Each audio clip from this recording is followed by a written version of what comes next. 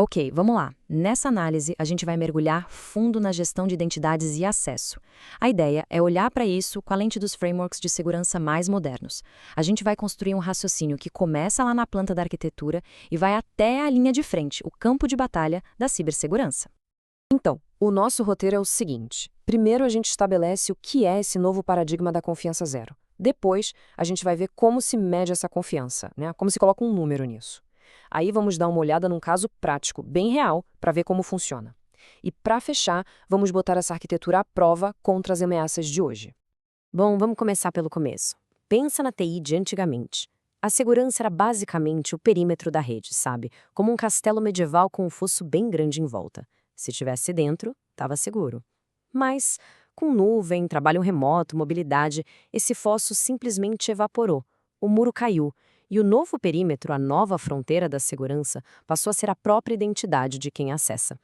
E é exatamente daí que nasce o princípio central do Zero Trust, da confiança zero. É uma filosofia que joga no lixo aquela ideia antiga, sabe? Aquela de que existe uma rede interna que é, por padrão, segura e confiável. Acabou isso. E aqui tem um ponto que é fundamental entender. Confiança zero não é um produto que se compra na prateleira, não é uma caixinha que se instala. É uma arquitetura, um modelo de pensar a segurança que foi formalizado pelo NIST. A regra de ouro é: a confiança nunca, jamais é implícita. Ela tem que ser calculada e validada de novo, a cada acesso, a cada requisição. Tá, mas como isso funciona na prática? O que é bem legal aqui é que a gente consegue visualizar o cérebro do Zero Trust em ação. Esse fluxo lógico, que na verdade vem de um padrão mais antigo chamado XSML, é basicamente o motor de decisão. É ele que, em tempo real, a cada clique, decide se o acesso é permitido ou negado. É um processo constante de pergunta e resposta. Ok, então a gente precisa verificar tudo, toda hora. Mas, verificar com base em quê? A gente precisa de uma régua, certo? Um padrão para medir o nível de confiança em uma identidade digital. E é aí que entra o padrão do NIST, especificamente o SP800-63. Ele é a nossa régua. Essa régua tem algumas dimensões. A primeira é o IAL, ou Nível de Garantia de Identidade. Pensa assim, o IAL mede o quão rigoroso foi o processo para criar aquela conta pela primeira vez. É sobre ter certeza de que a pessoa do outro lado do computador é, bem, a pessoa real que ela diz ser.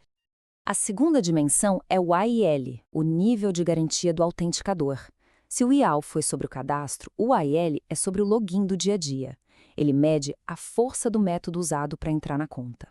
Isso pode ser desde uma simples senha, que é um AIL baixo, até métodos super seguros, à prova de phishing, como as chaves de segurança. E essa tabela aqui é fantástica porque ela junta tudo isso. A gente vê claramente a progressão do nível 1, que é baixo, até o nível 3, que é alto. Isso vale tanto para o IAL, a prova da identidade lá no começo, quanto para o AL, a força da autenticação em cada login. Fica tudo bem amarradinho. Tudo bem, a teoria é muito bonita, né? Mas e na prática? Bom, vamos pegar um dos maiores exemplos de gestão de identidade do mundo, que por acaso é aqui do Brasil, a plataforma gov.br. E olha que incrível essa correspondência. A gente vê aqui a aplicação direta e super prática daqueles níveis IAL do NIST. Aqueles níveis teóricos, abstratos, eles viram os selos que todo mundo conhece: bronze, prata e ouro. O IAL 1 vira o selo bronze, o IAL 2 vira o prata e o IAL 3 vira o selo ouro. É a teoria na veia, funcionando para milhões de pessoas. Claro, um sistema com essa magnitude, com os dados de uma nação inteira, tem que seguir leis de privacidade como a nossa LGPD. E um dos princípios mais importantes da LGPD é o da minimização de dados. A regra é clara, só se pode coletar, processar e guardar o mínimo de informação necessária para cumprir um objetivo específico. Nada mais. E como que a tecnologia garante que isso seja cumprido? A mágica acontece através de um negócio chamado Scopus, do padrão OAuth 2.0. Pensa nos escopos como permissões super específicas. É por causa deles que, por exemplo, o aplicativo para emitir o certificado de vacina só pede acesso aos seus dados de saúde e não consegue de jeito nenhum ver os seus dados do imposto de renda. O consentimento é granular. Beleza, a gente já entendeu a arquitetura, já viu um caso prático, agora chegou a hora do teste de fogo. Vamos pegar tudo isso que a gente construiu e jogar contra as ameaças reais, aquelas que os atacantes usam todo dia. E para isso, vamos ao framework MITRE AT10K, que é tipo o manual de táticas dos adversários. E uma das ameaças mais comuns e perigosas é a técnica que o Maitre chama de T1078, ou contas válidas. Presta atenção. Aqui, o atacante não está quebrando uma senha ou invadindo o sistema como a gente vê nos filmes. Ele simplesmente está usando um login e senha legítimos que ele roubou de algum outro lugar, de algum vazamento de dados, por exemplo. É isso. O atacante não invade, ele simplesmente faz login. E esse é o nó, o grande desafio da segurança hoje. Como é que se diferencia o dono da conta de um criminoso que está usando as credenciais do dono? Porque, para o sistema, os dois são exatamente a mesma pessoa. É aqui que acontece o confronto direto. De um lado, a ameaça, o atacante com o usuário e senha válidos. Do outro, a nossa defesa. E como ela funciona? Primeiro o MFA, a autenticação multifator, que seria o nosso A ao nível 2 ou 3. Bloqueia a entrada. O atacante tem a senha, mas não tem o segundo fator, seja o celular ou a biometria. E mesmo que ele conseguisse passar, o princípio do privilégio mínimo garante que aquela conta só tenha acesso ao estritamente necessário, limitando o estrago. É uma defesa em camadas. Essa tabela aqui é como um mapa da batalha. De um lado, as táticas do adversário, tiradas do Mitre. Do outro, as nossas defesas de IA correspondentes.